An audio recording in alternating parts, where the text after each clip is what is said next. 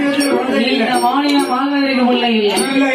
ஏன்பா குழந்தை இல்ல குழந்தை இல்லையே, ஏன் பிள்ளை இல்லை? என்ன காரணம்? அதாவது நாகராஜன் பேரியிலே ஒரு வேணுவனாக பிறந்து 9 மாத சூழ்மானை பானம் போட்டு கொண்டிருக்கான். அழியாம அப்படி பானையில போட்டு கொண்டா, பானையில போட்டு கொள்ளல, பானம் போட்டு கொண்டிருக்கான்.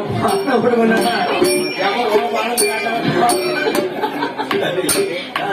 நானே கருவாரி மதிவெல்லாம் கொண்ட பாவம் அவனுக்கு ஜென்மதான் பிள்ளை இல்லை. இது அவன் அந்த பாவத்தை செஞ்சான், நாளைக்கு என்னையா செஞ்சான்?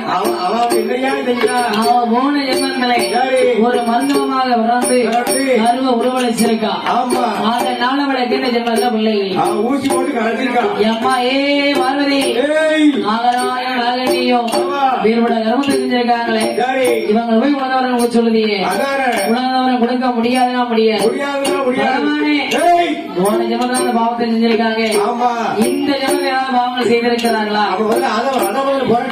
இந்த ஜென்மத்துல பகவானையும் பார்வதியை நினைத்து நிறைய தர்மங்கள் செய்திருக்கிறாங்க, புண்ணியங்கள் செய்திருக்காங்க. பாவம் எதுவுமே செய்யல. அப்ப கொடுங்க, நம்ம உடனே குழந்தை கொடுங்க முடியாது.